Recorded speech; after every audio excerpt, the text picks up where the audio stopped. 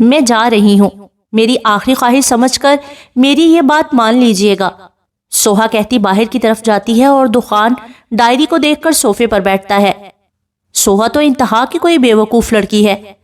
سوہا Bano be کے ساتھ کھڑی سب مہمانوں کا مسکرا کر استقبال کر رہی تھی جب بانو بی کہتی ہیں، کیوں بانو بی، میں نے کیا کیا؟ یہ چاہیے تھا کہ کل بارات والے دن سب کے سامنے بتاتی کہ دخان صاحب تیرے شوہر ہیں، نکاح کے بعد بتانے کا کیا فائدہ؟ وہ اسے لیے ایک ٹیبل پر بیٹھ کر کہتی ہیں، بانو بی، ابھی میں دخان کو رابعہ کی ڈائری دے کر آئی ہوں اور مجھے یقین ہے کہ وہ ضرور پڑھے گا۔ اب آپ خود بتائیں، جب دخان کو ساری سچائی پتہ چلے گی تو کیا وہ نکاح کر سکے گا؟ کیا اس کے اندر سب کے سامنے بیٹھنے کی ہمت ہوگی؟ یقیناً نہیں ہوگی۔ وہ بانو بی کو اپنے دل کی بات بتاتی ہے، مگر بانو بی کے ساتھ یہ بات ان کے پیچھے سے گزرتا آہد بھی سن لیتا ہے اور وہ سنتے ہی دخان کے کمرے کی جانب جاتا ہے۔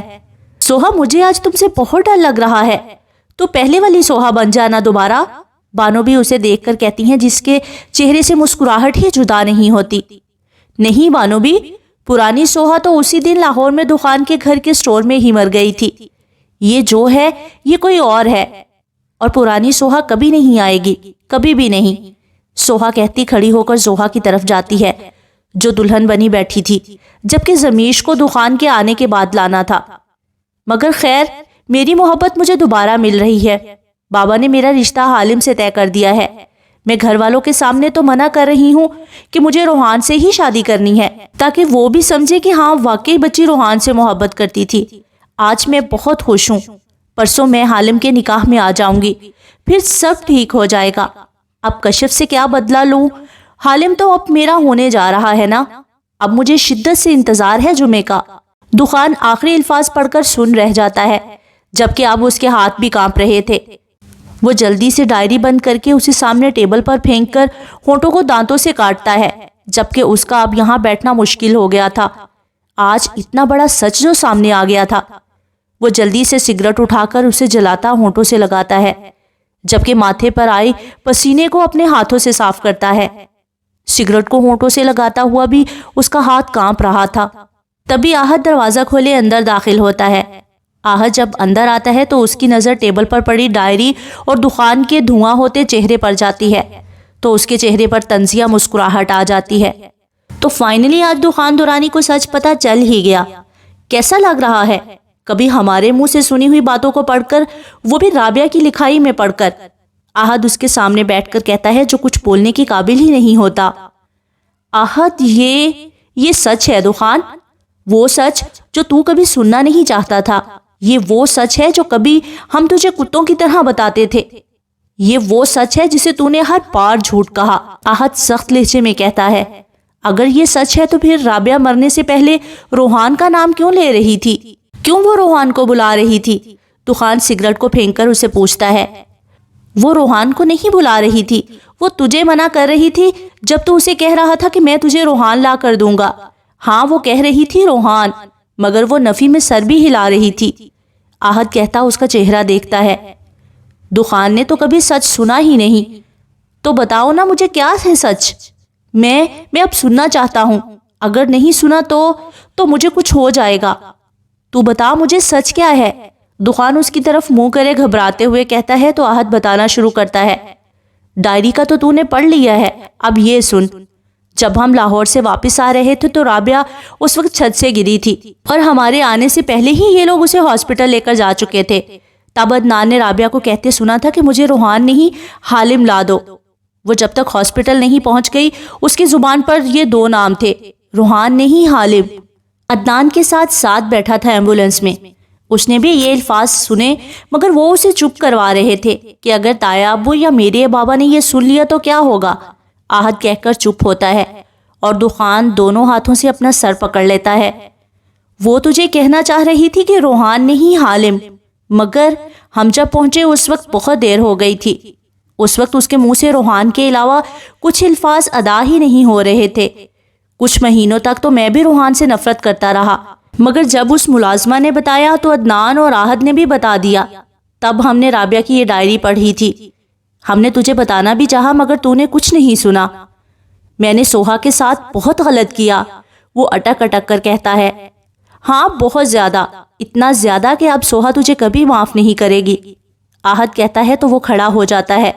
تو جا اور کہہ دے سب کو کہ دخان نکاح نہیں کرے گا، میں تھوڑی دیر میں سب کو سب سچ سچ بتا دوں گا۔ وہ اپنی ویسٹ کوٹ اتار کر بیڈ پر پھینکتا ہے۔ کمرے میں اے سی چلنے کے باوجود اس کے ماتھے پر ننے ننے پسینے کے قطرے تھے۔ تیرا دماغ خراب ہے، وہاں زمیش دلہن بن کر بیٹھی ہے اور تو منع کر رہا ہے۔ ابھی چل میرے ساتھ، مولوی صاحب بھی آ گئے ہیں، سب انتظار کر رہے ہیں تیرا۔ آحد اس کا ہاتھ پکڑ کر لے کر جاتا ہے۔ نہیں، چھوڑ مجھے، میں نہیں کروں گا نکاح، میری بیوی بس سوہا ہے، تو جا کر سب سے کہہ دے۔ دخان کہتا ہے تو آحد ہنس دیتا ہے۔ وہ بیوی اب تیرے ساتھ نہیں رہے گی، بہت جلد وہ تجھ سے الگ ہونے کا سوچ رہی ہے، تو بہتر یہی ہے کہ تو چل میرے ساتھ۔ آحد کہتا زبردستی اسے باہر لے کر جاتا ہے اور دخان تو اس کی بات سن کر کچھ بول ہی نہیں پاتا۔ ماشاءاللہ سے بہت پیارے لگ رہے ہیں چاروں، دادی آحد، سوہا، زمیش اور دخان کو دیکھ کر کہتی ہیں، جس پر تینوں مسکراتے ہیں سوائے دخان کے، جس کی نظر سوہا کو ڈھونڈ رہی ہوتی ہے، مگر پھر وہ اسے ایک جگہ نظر آتی ہے جو اسے ہی دیکھ کر مسکرا رہی تھی۔ دخان کو سمجھ نہیں آ رہا تھا کہ وہ مسکرا کیوں رہی ہے، کیا اس کی بے بسی پر یا پھر وہ اس پر طنزیہ مسکرا رہی ہے کہ سچ پتہ چلنے کے باوجود میں نکاح کر رہا ہوں، مگر نہیں، اس کی آنکھ میں آنسو ہیں۔ ہاں، سوہا کی آنکھ میں آنسو ہیں۔ دخان اس کی آنکھ میں آنسو دیکھ لیتا ہے۔ دخان اسے دیکھتا رہتا ہے۔ سوہا دونوں ہاتھ سینے پر باندھے دخان کو دیکھ رہی تھی، وہ مسکرا رہی تھی، مگر نہ جانے کیوں اس کی آنکھ میں آنسو آ گئے تھے، اسے خود نہیں پتا تھا کہ کیوں۔ وہ ابھی یہی سوچ رہی تھی کہ اس کے سر میں درد اٹھتا ہے، وہی جان لیوا درد، مگر اب زیادہ تھا، صبح سے بھی زیادہ، ایسا جو آج پہلی بار تھا۔ درد کی شدت کا اندازہ اس کے چہرے سے بھی لگ رہا تھا۔ دخان دورانی، آپ کا نکاح زمیش بنت ابرار سے کیا جاتا ہے، کیا آپ کو قبول ہے؟ مولوی صاحب کہتے ہیں، مگر وہ تو انہیں سن ہی نہیں رہا تھا، وہ تو سوہا کو دیکھ رہا تھا، آئی برو سکیڑ کے اسے دیکھ رہا تھا کہ اسے کیا ہو رہا ہے، وہ ایسے کیوں سر پکڑ رہی ہے، مگر پھر سوہا کی ناک سے خون آتا دیکھ وہ حیران رہ جاتا ہے۔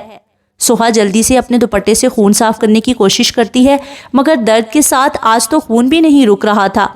یہی دیکھتے وہ آخری نظر دخان پر ڈالتی ہے اور پھر ایک دم آنکھوں کے آگے اندھیرا چھا جاتا ہے۔ دخان، جواب دے بیٹا، دادی کہتی ہیں، اور دخان سوہا کو گرتا دیکھ فوراً اس کی طرف بھاگتا ہے، جس پر سب حیرانی سے اسے دیکھتے ہیں کہ اسے کیا ہوا، مگر جب سوہا پر نظر جاتی ہے تو سب اٹھ کر اس کی طرف جاتے ہیں۔ سوہا، سوہا کیا ہوا ہے؟ سوہا آنکھیں کھولو، سوہا۔ دخان اس کے پاس بیٹھ کر اس کا چہرہ تھپ تھپاتا ہے، مگر سوہا تو کچھ سن ہی نہیں رہی تھی۔ وہ اس کی ناک سے خون آتا دیکھ اس کے ہونٹوں سے خون صاف کرتا ہے۔ دخان، یہ کیا کر رہے ہو؟ اٹھو آنٹی، آپ دیکھیں اسے۔ حالم دخان کو یوں کرتا دیکھ رخسانہ کو کہتا ہے، کوئی ہاتھ نہیں لگائے گا اسے، سب پیچھے ہو جاؤ۔ دخان غصے سے کہتا ہے تو انور کے ماتھے پر بال آ جاتے ہیں۔ کون ہے یہ تمہاری جو تم اتنا کر رہے ہو؟ بیوی ہے یہ میری، اور کوئی ہاتھ نہیں لگائے گا اسے۔ یہ الفاظ تھے یا کسی نے سور پھونک دی تھی کہ سب اپنی جگہ سن ہو کر رہ گئے تھے۔ آحد، گاڑی نکالو جلدی، دیکھو اس کے کتنا خون آ رہا ہے۔ دخان سوہا کو باہوں میں اٹھا کر آحد سے کہتا ہے، جس پر آحد سب کو ایسی حیران چھوڑ کر دخان کے پیچھے جاتا ہے۔ سوہا، آنکھیں کھولو، دیکھو مجھے۔ دخان اس کا سر اپنی گود میں رکھے مسلسل کہتا ہے تو سوہا تھوڑی سی آنکھیں کھولے اسے دیکھتی ہے۔ ہاں، بس آنکھیں بند مت کرنا، مجھے دیکھو، میں دخان، صرف تمہارا دخان۔ سوہا پلیز آنکھیں بند مت کرنا۔ دخان کسی بچے کی طرح سوہا کی منت کرتا ہے، جس پر سوہا اس کی بات سن کر اس کا ہاتھ اپنے گال سے ہٹاتی ہے اور آحد اس کی بات سن کر طنزیہ ہنستا ہے۔ اس کی حالت کے ذمہ دار بھی تم ہی ہو دخان، یہ جس حال میں ہے نا، تم ہو جس نے اسے اس حال میں پہنچایا ہے۔ آحد غصے سے کہتا ہے، مگر دخان کچھ نہیں کہتا۔ وہ اب بھی سوہا کی منت کر رہا تھا کہ وہ آنکھیں بند نہ کرے۔ ڈاکٹر، ڈاکٹر، دخان سوہا کو اٹھائے ہوئے ہاسپٹل میں آتے ہی ایک وارڈ کے بیڈ پر لیٹاتا ڈاکٹر کو آوازیں لگانے لگتا ہے۔ تبھی ایک ڈاکٹر اپنے روم سے نکل کر آتا ہے۔ اوہ مائی گاڈ، نرس دیکھیں انہیں، آپ فکر نہ کریں، ہم دیکھتے ہیں، آپ باہر جائیں۔ ڈاکٹر دخان کو باہر کی طرف بھیج کر کہتے ہیں، ڈاکٹر پلیز اسے کچھ نہیں ہونا چاہیے، پلیز اسے بچا لیں۔ دخان ہاتھ جوڑ کر ڈاکٹر سے کہتا ہے اور آحد اسے دیکھ کر حیران رہ جاتا ہے کہ یہ دخان ہاتھ جوڑ رہا ہے۔ جی ہم دیکھتے ہیں انہیں، ہوا کیا ہے، آپ فکر نہ کریں۔ ڈاکٹر کہہ کر دخان کو باہر نکال دیتے ہیں اور دخان مرے قدموں سے چلتا سامنے بینچ پر بیٹھ جاتا ہے۔ اس کا سفید کاٹن کا سوٹ اب سوہا کے خون سے رنگ گیا تھا، جبکہ آنکھیں لال اور بال عجیب طرح سے بکھرے ہوئے تھے۔ کیوں فکر کر رہا ہے اس کی؟ تو یہی تو چاہتا تھا کہ وہ تکلیف میں ہو، اسے تکلیف ہو، تو کیوں کر رہا ہے اس کی فکر؟ تجھے تو خوشی منانی چاہیے کہ تیرا بدلہ پورا ہوا۔ احد اسے یوں بیٹھا دیکھ کہتا ہے، مگر وہ کچھ نہیں بولتا، وہ چپ رہتا ہے۔ وہ اپنا دامن دیکھتا ہے جہاں سوہا کا خون تھا۔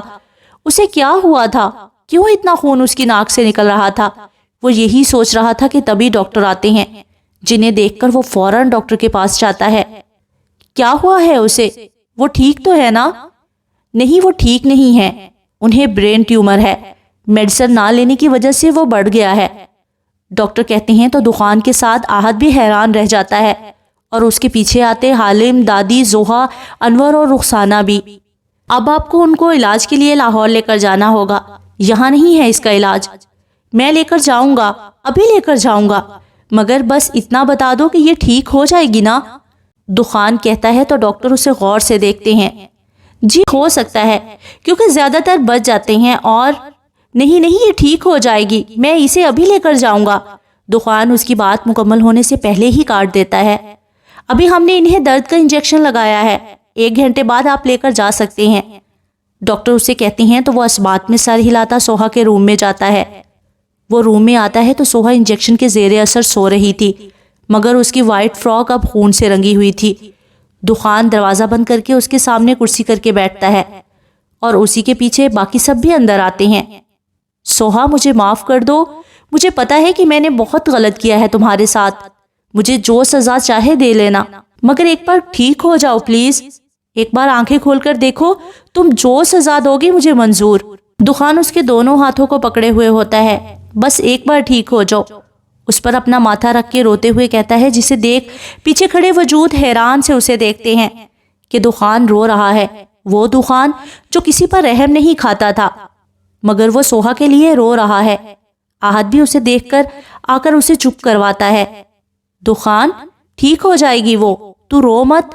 احد اس کے کاندھے پر ہاتھ رکھے کہتا ہے، احد تو گاڑی کا انتظام کر، ہم اسے لے کر جائیں گے، بلکہ میں کہتا ہوں کہ میں اسے باہر لے کر جاتا ہوں، وہاں اس کا علاج اچھے سے ہو جائے گا۔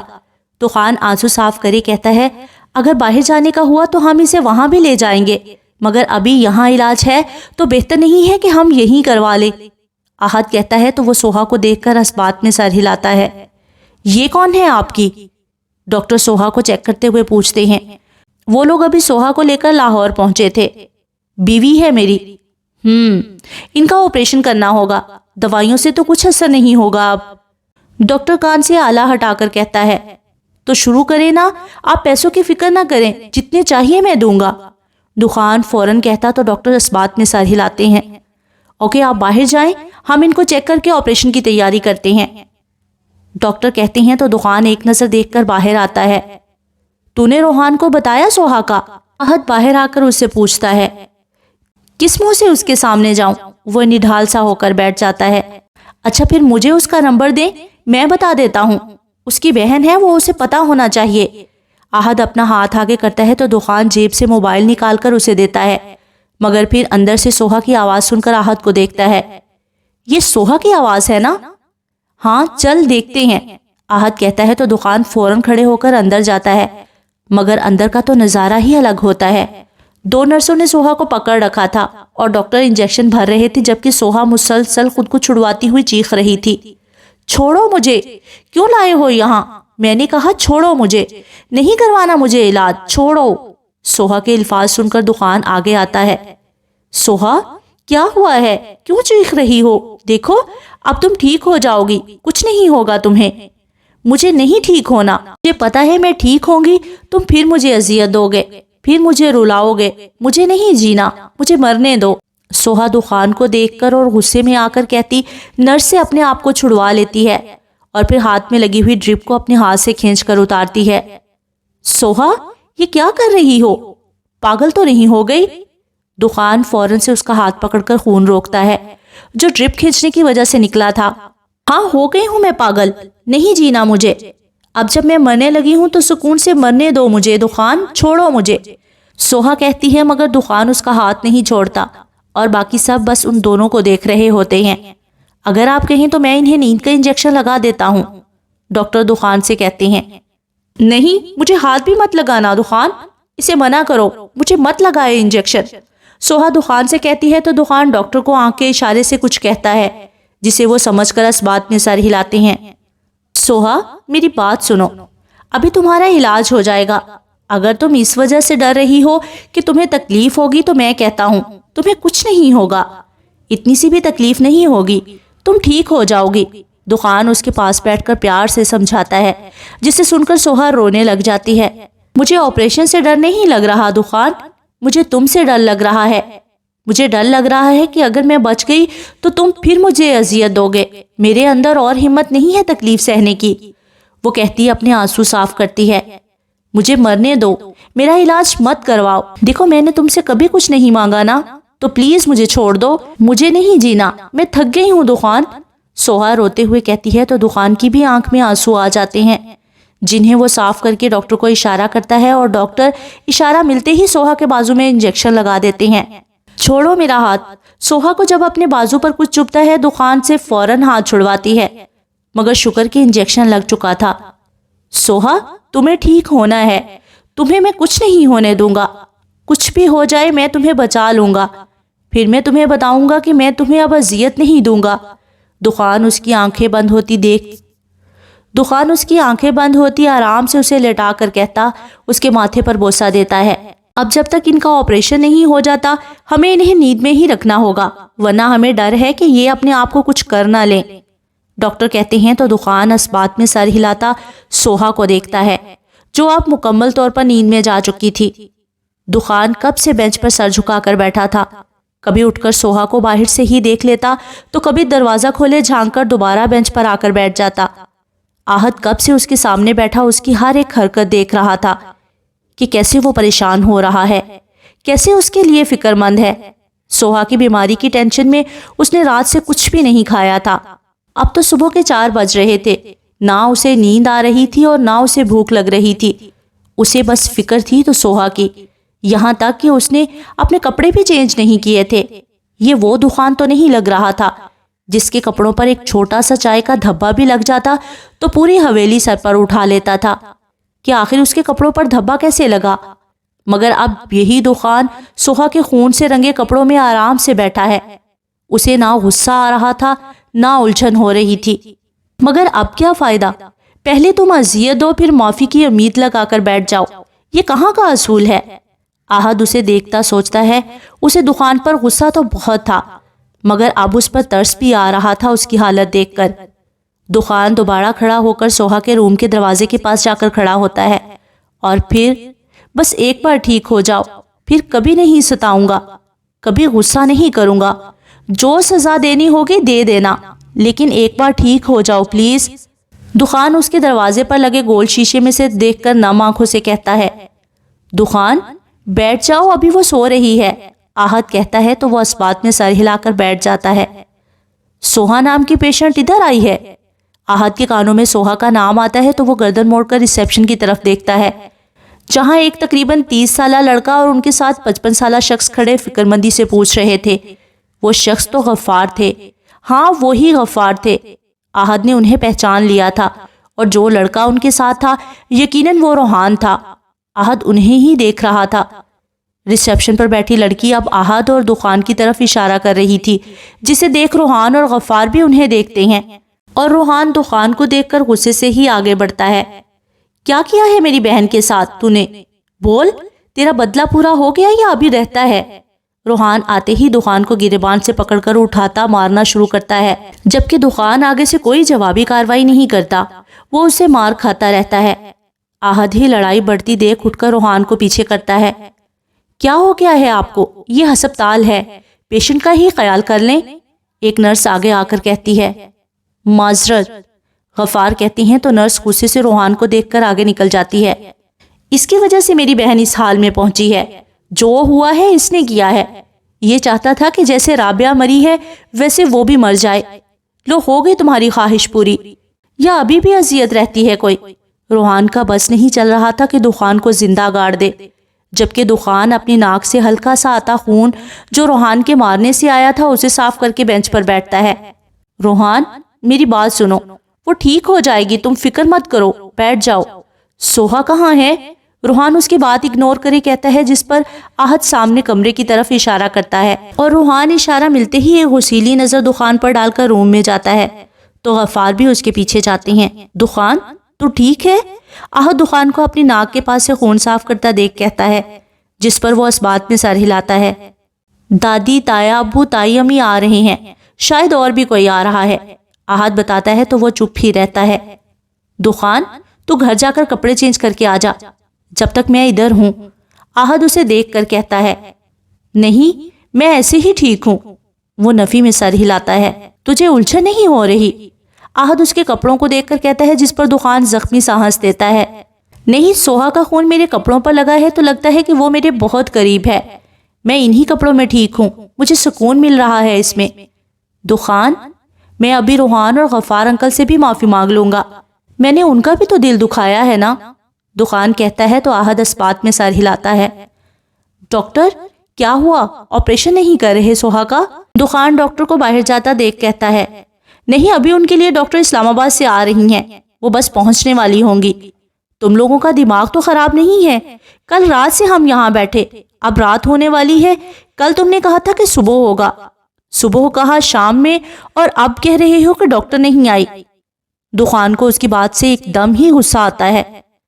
سر، وہ بڑی ڈاکٹر ہیں، وہ بس آتی ہوں گی، آپ پلیز غصہ نہ کریں، ڈاکٹر آرام سے کہتا وہاں سے چلا جاتا ہے، جس پر دخان اسے غصے سے دیکھتا ہے۔ سوہا کے روم کے باہر سارے ہی تھے، دادی بینچ پر بیٹھی تھی، انور، رخسانہ، آمنہ، زوہا، غفار، آسیہ بھی انہی کے ساتھ بینچ پر بیٹھے تھے۔ حالم، آہد، روحان الگ الگ دیواروں سے ٹیک لگا کر کھڑے تھے اور دخان ان کے بیچ میں ٹینشن سے ٹہل رہا تھا اور روحان بار بار اسے غصے سے گھور رہا تھا۔ مجھے تو ابھی تک دکھ ہو رہا ہے کہ میری حویلی کی بڑی بہو اپنی ہی حویلی میں نوکرانی بن کر رہ رہی تھی۔ دخان، میں تجھے اس کے لیے کبھی معاف نہیں کروں گی، تو نے بہت برا کیا ہے اس کے ساتھ۔ دادی روتے ہوئے دوپٹے کے پلو سے اپنے آنسو صاف کرتے کہتی ہیں، آپ بھی کسے کہہ رہی ہیں جسے کوئی فرق نہیں پڑتا؟ اگر ہم سب بھی مل کر اسے گالیاں دیں نا، تب بھی یہ ڈھیٹ ہی رہے گا، یہ کبھی نہیں سدھر سکتا۔ روحان کو بھی بولنے کا موقع چاہیے تھا۔ دخان اب بھی کچھ نہیں کہتا، وہ اب چپ کر کے تھوڑی دور سب سے الگ بینچ پر جا کر بیٹھ جاتا ہے۔ دخان کون ہے آپ میں سے؟ ایک نرس سوہا کے روم سے باہر آ کر کہتی ہے، جسے سن کر دخان فوراً کھڑا ہو کر اس کے پاس جاتا ہے۔ میں دخان ہوں، آپ کو پیشنٹ بلا رہی ہیں، نرس کہتی اندر چلی جاتی ہے اور دخان ایک نظر سب کو دیکھ کر اندر جاتا ہے۔ دخان اندر آتا ہے تو سوہا پیچھے تکیے سے ٹیک لگا کر بیٹھی اپنے ہاتھ کو دیکھ رہی ہوتی ہے، مگر دروازے کی آواز پر دخان کی طرف دیکھتی ہے۔ دخان آرام سے چلتا ہوا اس کے سامنے کرسی پر بیٹھتا ہے اور سوہا دخان کے کپڑوں کو غور سے دیکھتی ہے، جس کا سفید کرتا ہلکا لال ہو رہا تھا۔ اب کیسی طبیعت ہے؟ دخان ہلکا سا مسکرا کر پوچھتا ہے۔ ٹھیک نہیں ہے، ہو جائے گی، ابھی ڈاکٹر آنے والی ہے، تمہارا آپریشن ہوگا تو پھر تم ٹھیک ہو جاؤ گی۔ دخان اس کی بات سن کر اس کا ہاتھ پکڑ کے کہتا ہے۔ دخان، ابھی جو نرس تھی نا، وہ مجھے کہہ رہی تھی کہ تم جب تک خود نہیں چاہو گی کبھی ٹھیک نہیں ہوگی، وہ کہتی ہے تو دخان ناسمجھی سے اسے دیکھتا ہے۔ مطلب؟ تو میں نہیں چاہتی کہ میں ٹھیک ہوں، میں ٹھیک نہیں ہوں گی، میرا آپریشن مت کرواؤ، میں نہیں چاہتی کہ میں ٹھیک ہوں۔ سوہا، کیا ہو گیا ہے تمہیں؟ تم ٹھیک ہو جاؤ گی، تمہیں ٹھیک ہونا ہے اور تمہارا آپریشن ضرور ہوگا۔ دخان اس کی بات سن کر تڑپ کر بولتا ہے۔ ٹھیک ہے، کروا دو آپریشن، اچھا ہے جو کچھ دنوں بعد مرنا ہوگا وہ آج ہی مر جاؤں گی، وہ اسے اپنا ہاتھ چھڑوا کر بولتی ہے۔ اس نے بس ٹھان لی تھی کہ اسے اب نہیں جینا۔ سوہا، کیوں کر رہی ہو ایسا؟ دخان تڑپ کر کہتا ہے۔ کیوں؟ تکلیف ہو رہی ہے؟ دخان دورانی کو تکلیف ہو رہی ہے، مجھے بھی ہوتی تھی، مجھے بھی ایسے ہی تکلیف ہوتی تھی جب تم مجھے نظر انداز کرتے تھے، اپنی بہن کا بدلہ مجھ سے لیتے تھے، مجھے بھی ایسے ہی تکلیف ہوتی تھی جب میں چاہتی تھی کہ دخان بھی مجھ سے میری طرح محبت کرے، مگر تم محبت کے بدلے نفرت دیتے تھے تو بالکل ایسے ہی تکلیف ہوتی، بلکہ اس سے زیادہ۔ سوہا روتے ہوئے غصے سے کہتی ہے۔ سوہا، ترس ہی کھا لو مجھ پر، دخان نم آنکھوں سے کہتا ہے۔ تم نے کھایا تھا ترس مجھ پر، جو میں کھاؤں؟ میں بھی ایسے ہی آتی تھی نا تمہارے پاس. تم کیوں بھول رہے ہو کہ تم نے مجھے کتنا تنگ کیا ہے, کتنا رلایا ہے مجھے؟ بارش والی رات بھول گئے کیا؟ اور وہ چھپکلی, وہ یاد نہیں؟ نوکرانی تک بنا دیا مجھے. کیا کیا یاد دلاؤں میں تمہیں دخان؟ بولو کیا کیا؟ اس کے بعد میرے اندر ہمت نہیں ہے کہ میں تمہیں معاف کروں یا پھر ترس کھاؤں تم پر. سوہا روتے روتے کہتی ہے اور دخان کسی مجرم کی طرح سر جھکا کر بیٹھا ہوتا ہے. ہاں وہ مجرم ہی تو تھا سوہا کا. میں تم سے معافی نہیں مانگ رہا کیونکہ میں نے جو کیا ہے وہ معافی کے قابل نہیں ہے. تم مجھے ساری زندگی معاف مت کرنا, چاہے ترس بھی مت کھانا, پر مرنے کی بات مت کرو. تم مجھے جو سزا دو گی نا مجھے منظور ہے, میں اف تک نہیں کروں گا. تمہاری سزا مجھے قبول ہے, پر پلیز مرنے کا مت کہو. دخان کسی بچے کی طرح اس کی منت کر رہا تھا. تمہاری سزا میری موت ہی ہے. ساری زندگی پچھتاؤ گے, رو گے, تمہیں کبھی سکون نہیں آئے گا دخان دورانی, یہی تمہاری سزا ہے. سوہا چیخ کر کہتی ہے, جس پر دخان روتے ہوئے نفی کرتا ہے. نہیں سوہا, یہ نہیں, کوئی اور سزا دے دو. یہ نہیں, اس کے علاوہ جو سزا دینا چاہتی ہو وہ دے دو, مگر تمہاری موت نہیں. نہیں, یہ نہیں. دخان کہتے کہتے خود ہی نفی کرتا ہے. اگر سزا مجرم کی مرضی کی ہو تو وہ سزا تھوڑی ہوتی ہے, وہ تو بس تھوڑی سی تکلیف ہوتی ہے. مگر میں تمہیں تکلیف نہیں دوں گی, میں تمہیں سزا دوں گی. سزا وہ جو اذیت ناک ہو. کبھی سنا ہے کہ کسی مجرم کو اس کی پسند سے سزا دی گئی ہے؟ نہیں نا, کیونکہ اگر سزا مجرم کی مرضی سے دینے لگ جائے تو دنیا کا ہر انسان مجرم بن جائے. وہ کہتی بے رحمی سے اپنے آنسو صاف کرتی ہے. تمہاری سزا میری موت ہے. تمہیں بھی تو پتا چلے کہ تکلیف کیا ہوتی ہے, اذیت کیا ہے, ظلم کیا ہے. ان سب کو ملاؤ تو سزا بنتی ہے. یہ سزا ہے تمہاری. اب آخری بار دیکھ لو مجھے, اس کے بعد شاید قیامت والے دن ہی ملاقات ہو. وہ کہتی تنزیہ مسکراتی ہے. سوہا مت کرو ایسا, میں مر جاؤں گا. دخان اس کے آگے ہاتھ جوڑ کر روتا ہے. ارے اتنی جلدی؟ ابھی نہیں, ابھی کچھ سال سزا کاٹ لینا, پھر جب میری طرح تھک جاؤ گے تو بھلے مر جانا, جیسے میں مر رہی ہوں ابھی. لیکن سزا لازمی کاٹنا, ورنہ میں سمجھوں گی کہ تم بزدل تھے. سوہا کے الفاظ سن کر دخان کا بیٹھنا مشکل ہو گیا تھا. تبھی وہ اٹھ کر باہر آ جاتا ہے اور سوہا اس کے جاتے ہی پھوٹ پھوٹ کر رونے لگ جاتی ہے. اس کے لیے بھی تو یہ سب کہنا مشکل تھا. کون اپنی موت پر خوش ہوتا ہے بھلا؟ دکان کے باہر آتے ہی آہد اور حالم فوراً اس کے پاس آتے ہیں اور اس کا آنسوؤں سے تر چہرہ دیکھ کر ایک دوسرے کو دیکھتے ہیں, جبکہ روحان اب بھی کھڑا اسے گھور رہا ہوتا ہے. دخان فکر مت کر, ڈاکٹر آ گئی ہے, ابھی کچھ دیر میں آپریشن شروع ہونے والا ہے, بس پھر سوہا دیکھنا بالکل ٹھیک ہو جائے گی. حالم اس کے کندھے پر ہاتھ رکھ کر کہتا ہے. وہ آ رہی ہیں ڈاکٹر. آہر ڈاکٹر کو دیکھ کر کہتا, جس پر سارے ہی اسے دیکھ کر کھڑے ہو جاتے ہیں. آپ لوگ فکر نہ کریں, بس اللہ سے دعا کریں, انشاءاللہ بچی کو کچھ نہیں ہوگا. میں اپنی طرف سے پوری کوشش کروں گی اسے بچانے کی. ڈاکٹر جن کی عمر تقریباً 50 تک تھی, ان کے سامنے کھڑی ہو کر نرم لہجے میں کہتی ہیں. ان کے گرین کوٹ, گرین ماسک اور ہاتھ میں گلوز سے لگ رہا تھا کہ وہ آپریشن کے لیے تیار ہیں. پلیز آپ اسے بچا لینا, اسے کچھ مت کرنا. وہ جو بولتی ہے اسے بولنے دینا, بس اسے ٹھیک کر دینا پلیز. دخان ان کی منت کرتا ہے. بیٹا, بچانے والی ذات اللہ کی ہے, اس سے کہو وہ بچائے گا, میں تو بس علاج کر سکتی ہوں. منت کرنی ہے تو اس کے سامنے جا کر کرو. وہ پیار سے سمجھاتی آگے بڑھتی ہیں کہ دخان کی آواز پر رک جاتی ہیں. ڈاکٹر, کوشش کریے گا کہ اس کے بالوں کو کچھ نہ ہو, اسے بہت پسند ہیں اپنے بال. وہ کہتا ہے تو ڈاکٹر مسکرا کر اس بات میں سر ہلاتی آگے بڑھتی ہے. جبکہ سارے دخان کو دیکھتے ہیں.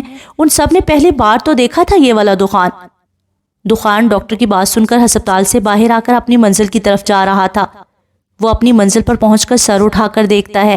وہ مسجد کے سامنے کھڑا غور سے اس پر لکھے گئے الفاظ کو دیکھتا ہے, جہاں خوبصورتی سے بڑا سا اللہ اکبر لکھا ہوتا ہے. بے شک وہی تو سب سے بڑا ہے. وہ اسے زیر لب دہرا کر آنکھیں بند کرتا ہے تو آنسوؤں کی ایک لڑی اس کے گال پر بہتی ہے, جسے وہ صاف کر کے اندر قدم رکھتا ہے. وہ مسلمان ہونے کے باوجود کبھی کبھی نماز پڑھتا تھا. جب دل کیا پڑھ لیا, ورنہ نہیں. مگر آج اسے مسجد آنے میں شرم آ رہی تھی کہ اللہ بھی کہتا ہوگا جب خود پر پڑی تو مجھے یاد کر لیا. مگر نہیں, یہ تو ہماری سوچ ہے. اللہ کبھی ہمیں یہ نہیں کہتا، وہ تو کہتا ہے کہ اے بندے تو میرے پاس آ تو صحیح، میں تجھے کیوں لوٹاؤں گا واپس۔ وہ آستین کوہنیوں تک موڑ کر وضو کرتا ہے اور پھر وضو سے فارغ ہو کر نماز کے لیے اندر کی طرف جاتا ہے۔ اندر آتا ہے تو بس کچھ لوگ ہی مسجد میں بیٹھے ہوتے ہیں۔ وہ انہیں دیکھ کر سب سے آگے آ کر کھڑا ہوتا، آستینوں کو ٹھیک کرتا، نماز کے لیے نیت باندھتا ہے۔ آگے پیچھے والے لوگ اسے حیرت سے دیکھتے ہیں، وجہ اس کے خون والے کپڑے۔ ایک صاحب تو اٹھ کر اسے کہنے والے تھے کہ امام صاحب ان کا ہاتھ پکڑ کر دوبارہ بیٹھا دیتے ہیں۔ امام صاحب وہ ان کپڑوں میں نماز پڑھ رہا ہے، کپڑے تو چینج کر لیتا۔ وہ صاحب امام صاحب کے روکنے پر کہتے ہیں یہ اللہ اور اس کا معاملہ ہے، ابھی نماز ادا کر لے پھر کہہ دینا، اور دعا کرو جس پریشانی میں وہ اللہ کے پاس اس حالت میں آیا ہے اللہ وہ پریشانی دور کر دے۔ امام صاحب کے کہنے پر وہاں بیٹھے دو اور لوگ آمین کہتے ہیں۔ روحان کیسی ہے سہاب؟ کشف احمر کو گود میں اٹھائے آتے ہی روحان کے پاس آتی ہے اور حالم جو دوسری طرف منہ کر کے بیٹھا تھا اس کی آواز پر فوراً اسے دیکھتا ہے، جو پریشان سی کالی چادر اوڑے بچے کو گود میں اٹھائے روحان کے بولنے کی منتظر تھی۔ تم کس کے ساتھ آئی ہو اور صفا کہاں ہے؟ روحان اسے دیکھ فکر مندی سے پوچھتا ہے۔ سیف کے ساتھ آئی ہوں، صفا اس کے پاس ہے، وہ آ رہا ہے وہ۔ کشف باہر کی طرف اشارہ کرتی ہے جہاں سے سیف صفا کو اٹھائے آ رہا تھا۔ بتائیے نا کیسی ہے وہ؟ آپریشن تھیٹر میں لے کر گئے ہیں اسے۔ روحان بس مختصر سا جواب دیتا ہے تو کشف چپ ہو کر روحان کے برابر میں کھڑی ہو جاتی ہے۔ آپ ادھر بیٹھ جائیں، بچے کو گود میں لیے ہوئے ہیں، تھک جائیں گی۔ حالم اسے کھڑا دیکھ اٹھ کر اپنی جگہ پر اشارہ کرتا ہے اور کشف تو بھول ہی گئی تھی کہ حالم بھی ادھر ہی ہوگا۔ شکریہ، وہ زیادہ کچھ کہنے کی بجائے کہتی احمر کو لیے وہاں بیٹھ جاتی ہے۔ دخان کہاں گیا ہے؟ رخسانہ سب کو دیکھ کر پوچھتی ہے۔ پتہ نہیں، ابھی سوہا کے لیے دعا کرو، اسے چھوڑ دو سارے۔ انور رخسانہ کی بات پر غصے سے کہتی ہیں تو سارے ہی چپ سے انہیں دیکھتے ہیں۔ یا اللہ میری بچی کو اچھا کر دے، آسیہ روتے ہوئے دعا کرتی ہیں تو سب ایک زبان ہو کر آمین کہتے ہیں۔ دخان نماز سے فارغ ہو کر دعا کے لیے ہاتھ اٹھاتا ہی ہے کہ پھوٹ پھوٹ کر رونے لگ جاتا ہے۔ اسے کوئی فکر نہیں ہوتی کہ اسے ایسے روتا ہوا کتنے لوگ دیکھ رہے ہیں۔ اسے بس یہ پتا تھا کہ اس کا رب اس کے سامنے ہے، اسے سن رہا ہے، اسے دیکھ رہا ہے۔ اس کا رونا، اس کے آنسو، اس کی فریاد، اللہ پاک میں بہت گنہگار ہوں، بہت زیادہ۔ شاید جتنی تکلیف میں نے سوہا کو دی ہے، مجھے پتا ہے کہ میں نے جو کبھی ایک نیکی بھی کی ہوگی نا، وہ بھی میرے گناہ نے کھا لی ہوگی۔ وہ کہتا ہے تو امام صاحب اس کے قریب آ کر بیٹھ جاتے ہیں۔ میرے پاس الفاظ نہیں ہے، میرے پاس لفظ نہیں ہے کہ کیسے تجھ سے دعا مانگوں۔ میرے اللہ مجھے معاف کر دے، میں توبہ کرتا ہوں ہر گناہ سے۔ میں آج سے یہ عہد کرتا ہوں خود سے کہ کبھی نماز نہیں چھوڑوں گا، کبھی کسی کو تکلیف نہیں دوں گا۔ میرے اللہ سوہا کو ٹھیک کر دے، اسے ایک نئی زندگی دے دے میرے مالک۔ میں اس سے بھی معافی مانگ لوں گا، میں نے جس کا دل دکھایا ہے میں سب سے معافی مانگ لوں گا، بس میرے اللہ سوہا کو ٹھیک کر دے۔ وہ روتے ہوئے کہتا ہے اگر وہ چاہتی ہے کہ میں اس سے دور ہو جاؤں تو میں اس سے دور ہو جاؤں گا، کبھی اسے اپنی شکل نہیں دکھاؤں گا، لیکن میرے اللہ اسے مجھے واپس کر دے، اسے ٹھیک کر دے، اس کا آپریشن کامیاب ہو جائے۔ دخان کہتا اپنے منہ پر ہاتھ پھیرتا ہے تو امام صاحب آمین کہتے ہیں، جس پر وہ فوراً اپنے دائیں جانب دیکھتا ہے جہاں ایک بزرگ جن کی سفید داڑھی تھی اسے مسکراتے ہوئے دیکھ رہے تھے۔ آپریشن تھیٹر کے باہر سارے پریشان سے تھے، کچھ زیر لب کچھ پڑھ رہا تھا تو کوئی دیوار سے ٹیک لگا کر کھڑا تھا تو کوئی ٹہل رہا تھا۔ سب کے دل میں بس یہی دعا تھی کہ سوہا کا آپریشن کامیاب ہو جائے۔ اور وہاں اندر ڈاکٹر بار بار نظر اٹھا کر مشین میں سوہا کے دل کی دھڑکن چیک کر رہی تھی جو اوپر نیچے ہو کر آگے بڑھ رہی تھی۔ ڈاکٹر یہ لڑکی کہہ رہی تھی کہ اسے نہیں جینا۔ نرس ڈاکٹر کے ساتھ کھڑی کہتی ہیں چپ ہو جاؤ، کچھ نہیں ہوگا اسے۔ ڈاکٹر اسے جھڑک کر اپنا کام کرتی ہیں کہ ایک مشین کی آواز تیز ہونے پر سب ڈاکٹر ٹینشن میں آ جاتے ہیں۔ ڈاکٹر اس کے دل کی دھڑکن تیز ہو رہی ہے، جلدی کریں، نرس گھبراتے ہوئے کہتی ہیں۔ آکسیجن دیکھو فوراً۔ ڈاکٹر کی آواز سنتے ہی نرس فوراً سے مشین چیک کرتی ہے جبکہ ڈاکٹر ڈرپ چیک کرتے ہیں۔ ڈاکٹر لگتا ہے کہ مشکل ہے۔ ایک ڈاکٹر سوہا کی آنکھ کھول کر دیکھتے ہوئے کہتی ہے تو باقی سب بھی اپنے کام کرتے ہوئے رک جاتے ہیں۔ ڈاکٹر اسد اللہ پر امید رکھیں، کچھ نہیں ہوگا، ہم اسے بچا لیں گے۔ ڈاکٹر صاحبہ اللہ پر امید ہے، مگر وہ دیکھیں ڈاکٹر مشین کی طرف اشارہ کرتے ہیں جہاں کبھی لائن سیدھی ہوتی ہے تو کبھی اوپر نیچے۔ مشین کو دیکھ کر ڈاکٹر رک کر پہلے ڈاکٹر کو دیکھتی ہیں اور پھر سوہا کو جو بے ہوش سی پڑی تھی۔ آپریشن تھیٹر کے باہر سارے سوہا کے لیے دعا کر رہے تھے۔ وہاں دخان مسجد میں بیٹھا مسلسل امام صاحب کی بتائی ہوئی تسبیح کر رہا تھا اور اندر سوہا زندگی اور موت کی جنگ لڑ رہی تھی۔ اب نہ جانے دخان اور باقی سب کی دعا قبول ہونی تھی یا سوہا کی جو اس نے خود اپنے لیے کی تھی۔ شکر اللہ کا، آپریشن کامیاب ہو گیا، ورنہ مجھے ڈر تھا کہ بیچ میں بچی کو کچھ نہ ہو جائے۔ اب نرس تم اسے وارڈ میں شفٹ کر دینا اور ابھی کسی سے ملنے نہیں دینا جب تک اسے ہوش نہ آ جائے۔ ڈاکٹر کہتی مڑتی ہی ہیں کہ مشین کی آواز دوبارہ تیز ہو جاتی ہے۔ یہ کیا ہو رہا ہے؟ اس کی ہارٹ بیٹ اتنی تیز کیوں ہو رہی ہے؟ ایک ڈاکٹر سوہا کو آکسیجن ماسک لگاتے ہوئے کہتا ہے۔ ہٹے نرس، آکسیجن تھوڑی تیز کریں، اسے سانس لینے میں مشکل ہو رہی ہے۔ ڈاکٹر کہتی ہے تو نرس فوراً آکسیجن تیز کرتی ہے۔ ابھی جہاں آپریشن تھیٹر میں سکون تھا وہاں اب افراتفری مچ گئی تھی۔ سوہا، سوہا آپ مجھے سن سکتی ہیں؟ سوہا لمبی لمبی سانس لیں، سوہا آنکھیں کھولے رکھیں۔ ڈاکٹر اس پر جھک کر اس کے ناک کے پاس آکسیجن ماسک ٹھیک کرتے ہوئے کہتی ہیں۔ سوہا، سوہا سانس لو بیٹا۔ سوہا کو مسلسل اپنے کانوں میں یہی آواز آ رہی تھی۔ جب وہ تھوڑی آنکھیں کھولتی ہے تو ڈاکٹر اس پر جھکی اسے بار بار سانس لینے کا کہہ رہی تھی۔ وہ انہیں دیکھتی رہتی ہے اور پھر ایک دم ہی اس کی آنکھوں کے آگے کوئی اور ہی منظر گھومتا ہے، جہاں 10 سالہ سوہا ہاتھ میں گڑیا پکڑے ہنستے بھاگ رہی تھی اور اس کے پیچھے روحان۔ وہ ہر پل اس کی آنکھوں کے آگے گھومتا ہے جہاں وہ خوش تھی، مگر پھر منظر دوبارہ چینج ہوتا ہے جہاں وہ ایک سیڑھی پر تنہا کھڑی تھی۔ پیچھے دیکھتی ہے تو دخان سیڑھی کے پاس کھڑا اسے بلا رہا تھا، اس کے لیے رو رہا تھا، جسے وہ غصے سے دیکھ کر منہ موڑے اوپر کی طرف دیکھتی ہے جہاں اس کے دادا اپنا ایک ہاتھ آگے کرے کھڑے ہوتے ہیں۔ ان کے پیچھے سفید سی روشنی پھیلی تھی۔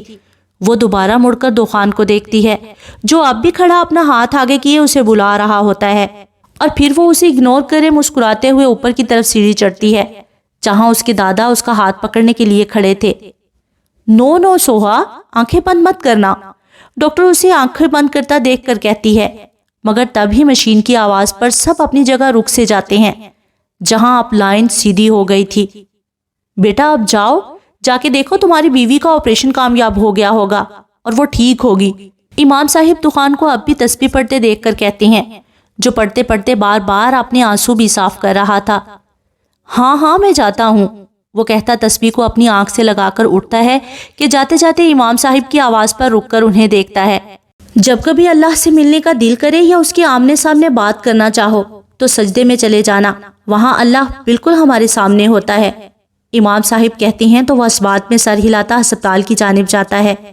سارے جو باہر پریشان سے بیٹھے تھے ڈاکٹر کے باہر آنے پر سارے ہی کھڑے ہو کر ان کی طرف جاتے ہیں، اور دخان جو ابھی ہی داخل ہوا تھا ڈاکٹر کو دیکھ کر جلدی جلدی قدم اٹھاتا ان کی طرف بڑھتا ہے۔ کیا ہوا ڈاکٹر، کیسی ہے سوہا؟ روحان فوراً پوچھتا ہے تو ڈاکٹر ایک نظر سب کو دیکھ کر روحان سے افسوس سے کہتی ہے، آئی ایم سوری، ہم نے اپنی طرف سے پوری کوشش کی مگر وہ شاید خود نہیں جینا چاہتی تھی۔ ڈاکٹر کہتی ہیں تو وہاں موجود لوگ بے یقینی سے انہیں دیکھتے ہیں اور دخان تو جہاں ہوتا ہے وہیں سن سا کھڑا رہ جاتا ہے۔ کیا آسان تھا یہ سننا کہ جس کے لیے تم رو رو کے زندگی مانگو اور اسے موت مل جائے۔ دخان کا حال بھی کچھ ایسے ہی تھا، وہ بے یقینی سے دیکھ رہا تھا، بس خاموش سا۔ اس میں اتنا نہیں تھا کہ آگے آ کر ڈاکٹر کو کہہ سکے کہ نہیں میں نے دعا کی ہے وہ زندہ ہوگی، مگر نہیں، وہ بس دیکھ رہا تھا اور آنسو کسی لڑی کی طرح آنکھ سے جاری تھے۔ نہیں میری بچی کو کچھ نہیں ہو سکتا، تم لوگ جھوٹ بول رہے ہو، آسیہ روتی ہوئی کہتی ہیں، جبکہ باقی سب کا حال بھی آسیہ سے مختلف نہیں ہوتا۔ دخان، آہد اسے یوں کھڑا دیکھ اس کے پاس آتا ہے۔ سوہا چلی گئی مگر میں نے تو، آہد کی آواز پر وہ ہوش میں آتا ہی اٹکتے ہوئے کہتا ہے، جس پر آہد نم آنکھوں سے اسے گلے لگا لیتا ہے۔ دخان حوصلہ کر یار، آہد کہتا ہے تو دخان اسے خود سے دور کرتا غصے سے دیکھ کر ڈاکٹر کی جانب جاتا ہے اور ان کے سامنے جاتے ہی، آپ ایک بار اور چیک کریں اسے، مجھے یقین ہے کہ وہ زندہ ہوگی، وہ بس چاہتی ہے کہ مجھے تکلیف ہو، اسے کہو ہاں ہو رہی ہے مجھے تکلیف، بلکہ اذیت مل رہی ہے، وہ روتے ہوئے کہتا ہے تو انور اور رخسانہ اسے حیرت سے دیکھتے ہیں۔ اسے کہو اٹھ جائے، بس ایک بار اسے چیک کرو، وہ زندہ ہے، پلیز اسے کہو مجھے تنگ نہ کرے، میں اس کی طرح مضبوط نہیں ہوں، مجھے بہت اذیت مل رہی ہے، اسے بس ایک بار جا کے کہیں، مجھے پتا ہے کہ اس کا دل بڑا ہے۔ یہ سن کر وہ خود کہہ دے گی کہ میں دخان کو تکلیف دینے کے لیے کر رہی تھی، اسے کہو نہ جا کے۔ وہ ڈاکٹر کے سامنے کسی بچے کی طرح روتے ہوئے ہاتھ جوڑے کہتا ہے تو ڈاکٹر کی بھی آنکھ میں آنسو آ جاتے ہیں کہ اتنا مضبوط مرد کیسے رو رہا ہے۔ بیٹا میں نے چیک کیا ہے اسے، وہ نہیں، بس ایک بار چیک کرے، مجھے پتا ہے کہ وہ زندہ ہے، وہ کہتا بے رحمی سے اپنے آنسو صاف کرتا ہے۔ آپ اسے جا کر دیکھیں، میں اللہ سے کہتا ہوں کہ اسے کہیں وہ مجھے تنگ نہ کرے، مجھے پتا ہے کہ وہ زندہ ہے۔ وہ کہتا باہر کی طرف جاتا ہے۔ آہد اور باقی سب کو لگتا ہے کہ وہ جیسے پاگل ہو گیا ہو، اس کی باتوں سے ہی ایسا لگ رہا تھا۔ ارے بیٹا کیا ہوا، واپس کیوں آ گئے؟ امام صاحب اسے آتا دیکھ کر کہتے ہیں، جو ابھی بھی اپنے آنسو اپنی آستین سے صاف کرتے ہوئے آ رہا ہوتا ہے۔ امام صاحب وہ چلی گئی نہیں، وہ مجھے تنگ کر رہی ہے، وہ مجھے اذیت دینے کے لیے یہ سب کر رہی ہے، وہ روتے ہوئے کہتا ہے تو امام صاحب حیرت سے اسے دیکھتے ہیں، جو اب تھوڑا سا آگے جا کر بغیر کوئی نیت باندھ کے سجدے میں گر جاتا ہے اور پھوٹ پھوٹ کر روتا ہے۔ مسجد میں سبھی موجود اسے دیکھ کر اپنے اپنے کام سے رک جاتے ہیں۔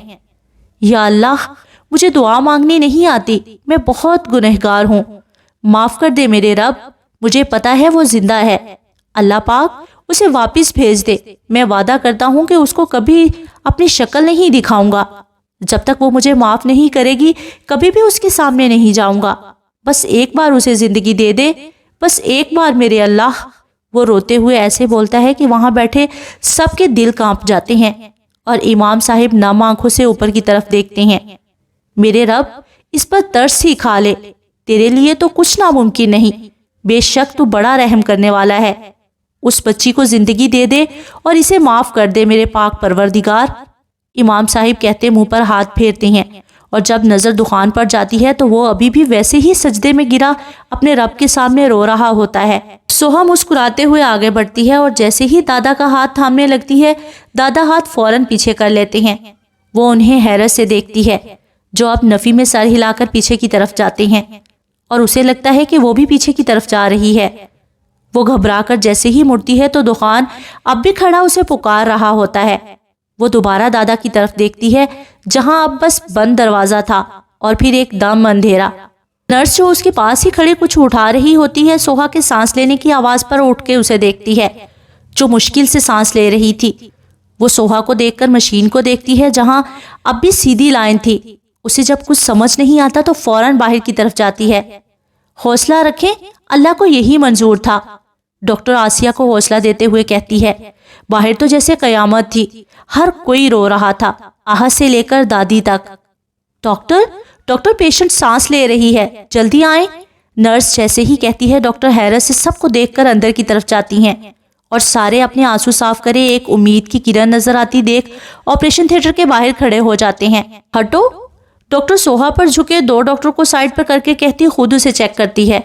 آکسیجن دو اسے فوراً، جلدی کرو، ڈاکٹر کہتی ہیں تو نرس فوراً اس بات میں سر ہلاتی ہے۔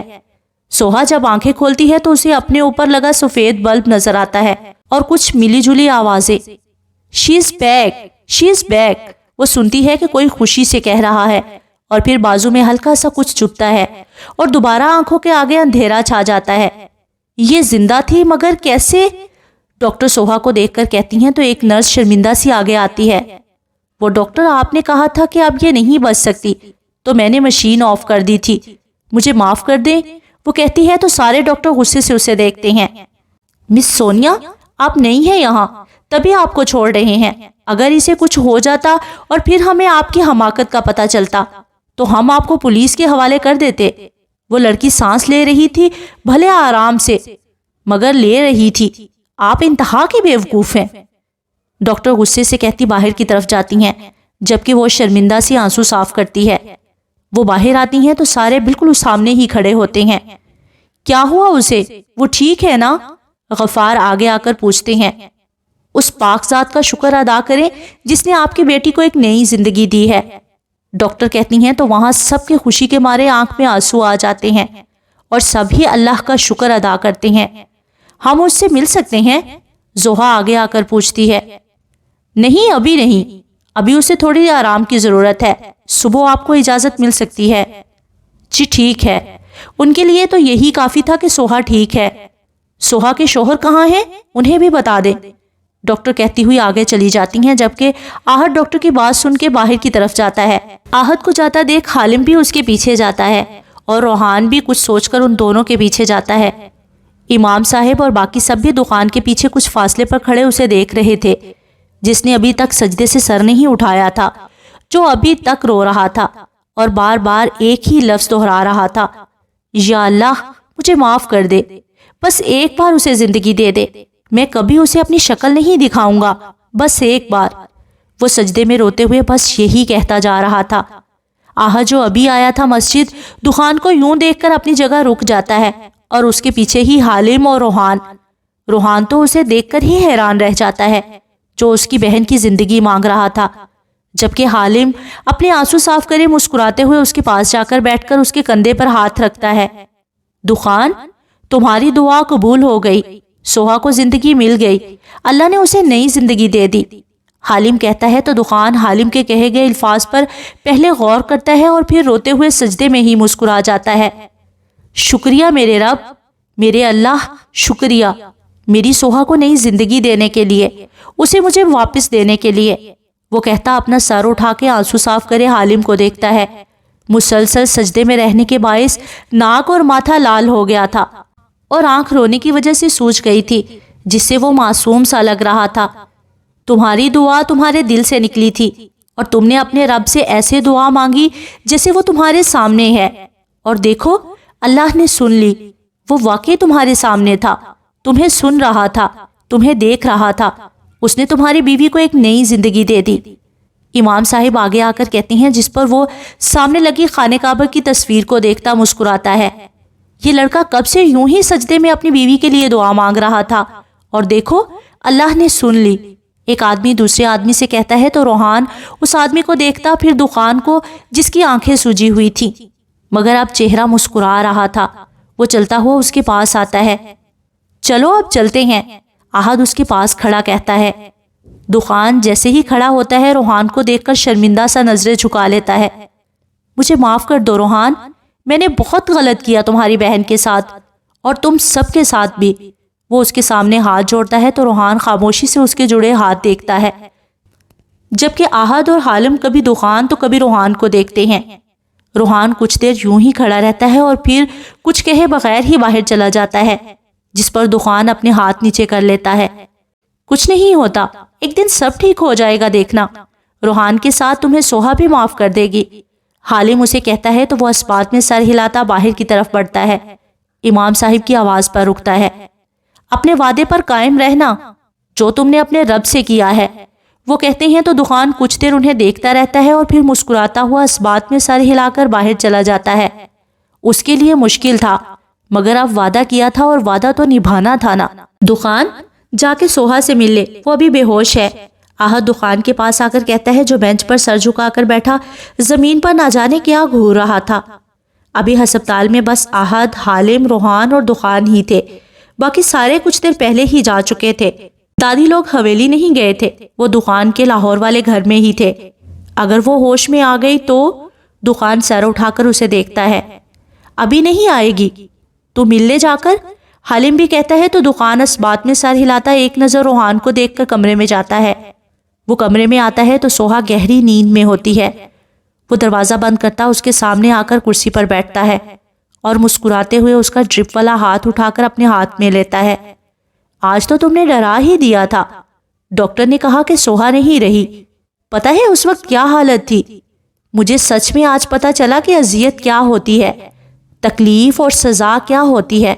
جب ڈاکٹر نے کہا کہ سوہا نہیں رہی، اس وقت ایسے لگا جیسے میرا سب کچھ مجھ سے لے لیا گیا ہو اور اب میں بس بے یار و مددگار کھڑا ہوں۔ کچھ گھنٹے پہلے میرے لیے زندگی کے سب سے مشکل لمحے تھے، وہ کچھ دیر پہلے کا سوچتا ہوا کہتا ہے۔ میں معافی کے قابل نہیں ہوں مگر میرا اللہ جانتا ہے کہ میں شرمندہ ہوں اپنے کیے گئے ہر ستم پر۔ میں شاید کبھی کسی کے لیے نہیں رویا مگر آج تمہارے لیے رویا ہوں، بہت زیادہ۔ وہ اس کے ہاتھ پر دوسرا ہاتھ رکھ کے نظریں اس کے ہاتھ پر گاڑے کہتا ہے، مجھے بھی ہے تم سے محبت، ابھی سے نہیں بہت پہلے سے، مگر کبھی ظاہر نہیں کی۔ مجھے رابعہ جو یاد آ جاتی تھی۔ جب تمہیں تکلیف دیتا تھا تم سے زیادہ مجھے تکلیف ہوتی تھی، مگر میں… خیر ان باتوں کا اب کیا فائدہ۔ وہ بات کو بیچ میں ہی چھوڑے زخمی سا مسکراتا ہے۔ تم چاہتی تھی نا کہ میں تم سے دور ہو جاؤں، کبھی اپنی شکل نہیں دکھاؤں، تو لو اب میں جا رہا ہوں تم سے دور، ہمیشہ کے لیے۔ اب جب تک تم نہیں چاہو گی میں نہیں آؤں گا، کبھی اپنی شکل نہیں دکھاؤں گا۔ بس ایک احسان کر دینا کہ خود سے کبھی میرا نام جدا مت کرنا۔ وہ کہتا اپنے آنسو صاف کرتا ہے۔ ہو سکے تو مجھے معاف کر دینا، اب پتہ نہیں ملاقات ہو بھی یا نہیں، مگر میرے دل میں ہمیشہ تم رہو گی۔ وہ کہتا اس کا ہاتھ دیکھتا، مگر نظر وہاں جاتی ہے جہاں کچھ روز پہلے سوہا نے اس کا نام اپنے ہاتھ پر مہندی سے لکھا تھا۔ وہ دکھ سے اسے دیکھتا ٹیبل پر رکھا ایک پین اٹھاتا ہے اور اسے سوہا کی ہتھیلی پر آرام سے چلاتا ہے۔ سوہا دخان، وہ لکھ کر زیر لب کہتا ہے۔ دخان بس سوہا کا ہے اور سوہا بس دخان کی، ہم دونوں کے بیچ کوئی نہیں آئے گا۔ مجھے معاف کر دینا سوہا، تمہارا ظالم ہم سفر بہت برا ہے، مگر بس یہ تمہارا ہے اور یہ اب سدھر بھی گیا ہے، لیکن تم نہیں دیکھ سکو گی اپنے سیدھے ظالم ہم سفر کو۔ جب تمہیں ہوش آئے گا میں تمہیں نظر نہیں آؤں گا، میں تو شاید اپنی منزل پر پہنچ بھی چکا ہوں گا۔ وہ کچھ سوچتے ہوئے کہتا ہے اور پھر کھڑا ہوتا ہے۔ تم سے دور رہ کر بہت اذیت میں رہوں گا، ہو سکے تو معاف کر دینا اپنے ظالم کو۔ وہ نم آنکھوں سے کہتا، اس کے ماتھے پر پیار کی ایک نشانی دیتا اور پھر کچھ دیر اسے دیکھ کر باہر چلا آتا ہے۔ اسے پتا تھا کہ اگر تھوڑی دیر یہاں اور رکا رہا تو اپنے وعدے پر قائم نہیں رہ سکے گا۔ دخان باہر آتا ہے تو روحان، حالم، احد سامنے ہی بیٹھے اس کے آنے پر سر اٹھا کر اسے دیکھتے ہیں۔ وہ انہیں دیکھ کر خاموشی سے حالم کے برابر میں آ کر بیٹھ جاتا ہے۔ میں جا رہا ہوں، وہ کہتا ہے تو تینوں اسے ناسمجھی سے دیکھتے ہیں۔ کہاں کہاں جا رہا ہے؟ احد ہی پوچھ لیتا ہے۔ پتہ نہیں مگر بہت دور۔ میرے جانے کے بعد سوہا کا خیال رکھنا اور اسے کہنا کہ میں جب تک نہیں آؤں گا جب تک وہ نہ چاہے۔ وہ کہتا کھڑا ہوتا ہے۔ دخان، اپنے ماں باپ اور دادی کا تو سوچو، بس سوہا نہیں ہم سب بھی ہیں یہاں۔ احد اس کی بات سن کر کہتا ہے، ماں باپ دادی اور باقی سب بھی مجھ سے خفا ہیں، مجھے سب کسی مجرم کی طرح دیکھ رہے ہیں، کوئی مجھے معاف نہیں کرے گا۔ وہ کہتا ہے تو کوئی کچھ نہیں بولتا، کیونکہ وہ جھوٹ تھوڑی کہہ رہا تھا، یہی سچ تھا کہ کوئی بھی اسے معاف کرنے کے لیے تیار نہیں تھا۔ مجھ پر ایک احسان کرنا، سوہا کو کبھی خلا مت لینے دینا۔ وہ تینوں کو دیکھ کر کہتا باہر کی طرف جاتا ہے۔ یہ تو کوئی اس سے پوچھے کہ وہ کیسے جا رہا تھا، مگر نہیں، کوئی نہیں سمجھ سکتا۔ وہ باہر آ کر گاڑی کا دروازہ کھولتا ہی ہے کہ حالم اسے آواز دے کر روکتا ہے۔ دخان، دخان رک تو ذرا۔